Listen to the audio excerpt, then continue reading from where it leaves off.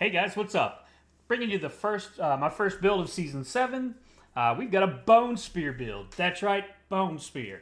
Bone spear's been gone for multiple seasons, and we're back. It is back very strong. It's going to be one of the strongest necromancer builds this season. And if you know anything about season 7, necromancer is where it's at.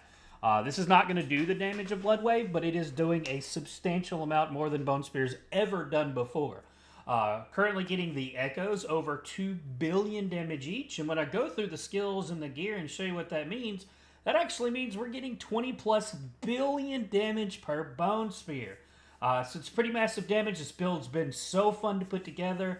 It does take some things, and we'll talk about what gets it online and when you should really switch to this version of it and how you get to this point. So let's get into it. We're going to go through the skills, Paragon, and equipment as usual, and we also have witch powers this season. So let's get into it. Alright guys, so let's get into the gear. As usual with Bone Spear, we are using the Deathless Visage. Big things you're looking for on this one are going to be a chance to double cast and your Bone Spear ranks. The other two GAs don't matter. We're not speccing into Essence at all anymore. And you also want to get your unique aspect as high as possible. For the chest plate, we're using Shroud of False Death. This is so important for this build because there's several of our passives we're going to get into in just a moment that enable this build that we don't spec into because we only need a point into them. Primarily, we're talking about Rapid Ossification for resetting our Bone Prison cooldown. But we'll get into the skills here shortly. So this is really big. The only thing you really care about on this one is maximum life. And you want to get that triple G8 if you can. If not, G8 as much, or masterwork it as much as you can. For your gloves. For your gloves and both rings, what you're looking for on them is you're going to want to meet some breakpoints for your attack speed and your crit strike chance. You want 90 plus attack speed, and you want to get 55% paper attack speed. We get 16 from our Inspiring Leader. We get 25 from our Grasping Veins. We also get some from Serration, not much. We also get some from our Paragon board. We get 7 from that. And we get some from our decks. So you want to be in the 50% range to be able to, when all those pile up, you're at 100%. You always want to be at 100% crit strike chance with this build. So you can mix and match your rings and your gloves to meet that 50% crit strike chance and your 90% attack speed. And the rest you're just going to dump into intelligence, max life, and critical strike damage. Critical strike damage is what directly scales the echoes. And as you see here with my current amount of critical strike damage, my Deathless has a 220% increase to those echoes damage. For our aspect on our gloves, we're using Edge Masters. This will change to the Bone Dusters aspect once we get a Grandfather. So let's talk about the Bone Dusters aspect, because that's what really gets this build online and turned Bone Spear back into one of our top builds. So, Bone Dusters, what this states is when a Bone Spear hits an enemy inside of a Bone Prison, it's guaranteed to overpower. Everyone knows the current meta, if you can overpower it, you should, and certain builds just didn't have a consistent way to keep the build overpowering. I know last season we forced it using a few of the runes and Banished Lord's Talisman, but we don't need that anymore because it's guaranteed to overpower every time it's in a Bone Prison. And it does a lot of damage with that. So this will actually turn into Grandfather, and then that will go over to the gloves. It doesn't change what it does, it just changes the percent, but the Grandfather will be more than that. The other thing that enables this build is going to be the Indira's Memory. Now, the first FYI for this build, do not switch to the Blood version until you get 100% double cast. It just are very near 100% double cast. The drain's too great, and having those double casts where you get 4 chances to heal, get you to the full 20, is just way more efficient. I ran it with a 60% double cast, and it did not feel good. Just using Blood Moon Breaches here until you get that 100% double cast chance feels much better. And actually, for speed farming, just open content like Hell Tides, Witch Tides, and the Citadel and the Undercity, just use the Blood Moon Breaches anyway because you're not going to have that constant drain. So what these pants do is they turn your Bone Spear into a Blood Spear, but it does drain 10% of your max life on every single cast. Now, one saving grace for this is going to be um, the fact that our bone spears, with our upgrade to their actual skill, and we'll go through the skills in just a minute, heals for 5%. So being able to sustain the heals is very impactful. Now, from my playthroughs that I've been going so far, as you see, the gear is not really upgraded at all. It's not the greatest gear, but it's sufficient enough to be able to really see what's working and what's not. And needing the double cast to near to 100% has helped to sustain the healing. Because if one or two of the spears miss, we're going to have 4 spears. If one of those spears miss, we don't get the full heal. We start to drain pretty quickly. So the other thing this does is when it drains the 10%, it also consumes a corpse. So if you have corpses, it's going to spawn a bone spear from it. It does not count as casting that, so you're not draining from that, but you do get the heal from it. So with the upgrade to the bone spear skill, we can have a maximum of 20% life gained, but at the same time, we're also draining 20%.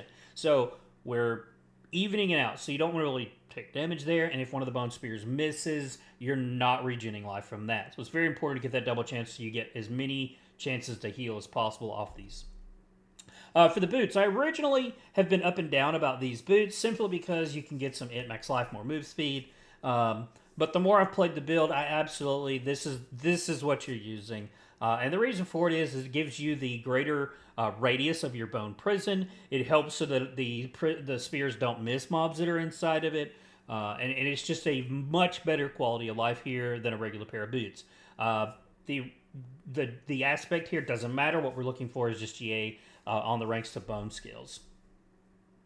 For the amulet, for the aspect here, we've got Grasping Veins. I don't have great crit strike chance right now, so I put it on my amulet. I also don't have a very good roll of grasping, so I just needed to get my crit chance up as much as possible, so that's why it's on my amulet currently. This will actually switch out with Sacrificial. We'll go to the amulet once we get some better gear.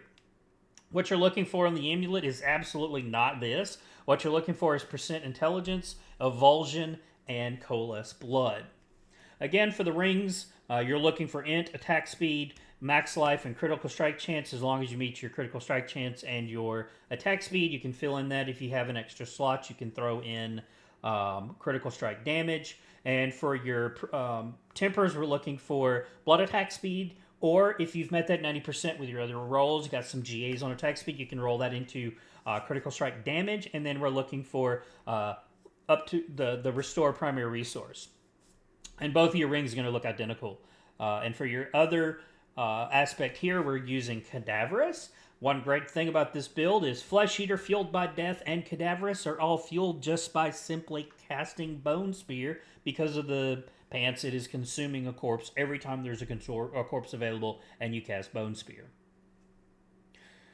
Alright, so let's go into this Book of the Dead first. Book of the Dead, we're sacrificing defenders for the resist. We're using so many uniques that we've lost out on a lot of armor. We've lost out on being able to slot in the defensive, so we really do want to get it. And because of the way that we've got the build set up, we don't necessarily need to sack for critical strike chance because we have a ton of it. Now, with Memento Mori from our skill tree and Sacrificial, this is huge. We are sitting at a whopping amount of resistances. For your Skeletal Mages, we're sacrificing Bone. This is going to give us another massive multiplier to overpower damage. And then we're sacrificing Iron Golem for the critical strike damage. For the skill tree, I had slotted in Reap originally because we were using Reaper's Pursuit, and that would give me another shadow skill on the bar. You can take anything you want here. It doesn't matter. Up next, we've got, of course, Bone Spear. We're dumping as many ranks as we can into this, and we're taking Enhanced Bone Spear, going over here to Supernatural. Supernatural now does a 40% multiplier to overpower damage and restores the 5% HP. So that's what we were talking about. After it hits and overpowers, you're going to get that 5% max life back. So that's why it's very important that you're getting those, the double casts. So you're getting as many as you can, hitting and overpowering at the same time for healing. We've got one into Hued Flesh. We want to be able to spawn some corpses. While we're not actively doing anything to consume them, our Bone Spear is on every single cast. And then we're dumping everything into Imperfectly Balanced, so we get a 20% increased multiplier on damage. Reap is in here for bosses primarily, so we get the 20% multiplier. 1 into bone to blood miss for our defensive. 3 into Titan's Fall for an extra multiplier when we are fortified. This is where we start to get the impact of the Shroud.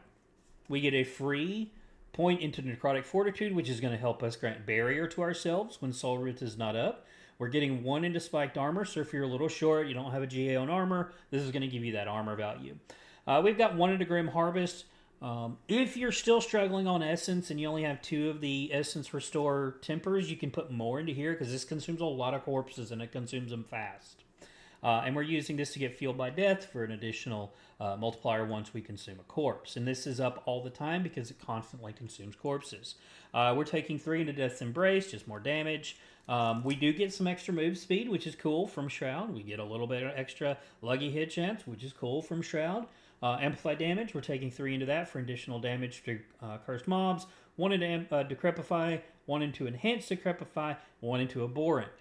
We are using Tam Watt as one of our rune combos so that we get Horrid Decrepify as well, and we're not actually manually casting Decrepify. The rune word combo is casting it for us. And the great thing about using Tam Watt is we're using it based off the core skill or the skill that's feeding the ritual, so it's casting Decrepify on the mobs of which we're targeting versus if you were using, say, Lith where it stands still, it's going to cast it on you. All right, we've got 3 into Gruesome Mending for more healing received. Coalesced Blood gives us a big multiplier, more healthy, and we do stay healthy for the most part when we're in big encounters. And then this is the big one. This is Tides of Blood. We currently got, it's maxed it out at 3. We've got 5 here. So that's an 80% multiplier. Big multiplier for a passive. We're taking 1 into Corpse Tendril. We don't need to make them vulnerable because things are always vulnerable with multiple ways, primarily our Soul Rift and Bone Prison itself. Blighted, we don't use the Blood Orbs and we don't need a vulnerable. And the slow effect is not that important because they're always decrepified. We're taking 3 into Reaper's Pursuit. We are using 2 skills on our skill bar, which is going to be giving us 16% multiplier from that.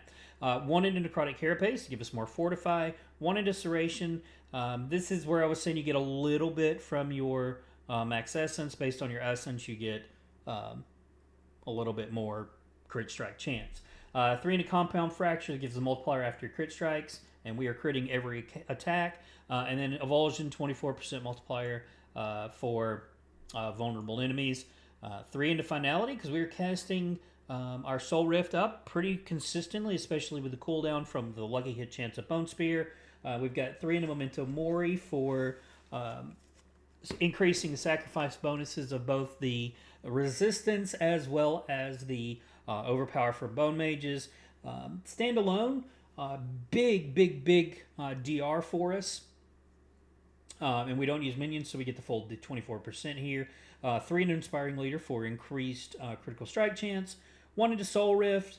1 into Supreme, which is going to be giving us the damage multiplier, and then we're taking Prime Soul Rift, which is going to vulnerable the enemies for us.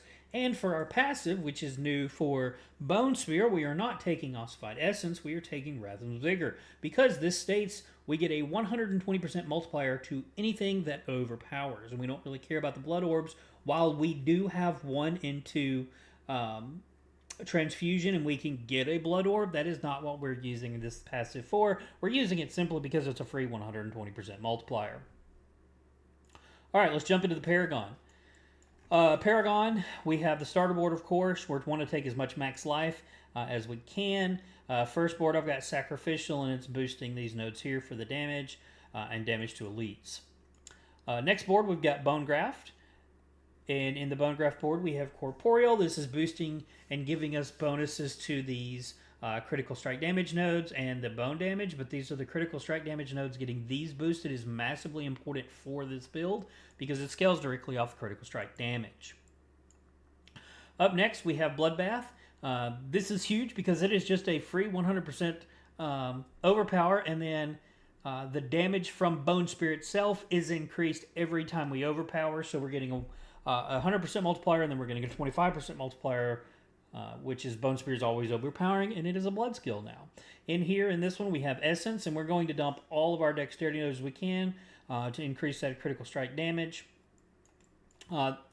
We then have Flesh Eater. Again, corpses are being consumed on every single cast, so this is always up. When we are hitting our 5th corpse, it's always up.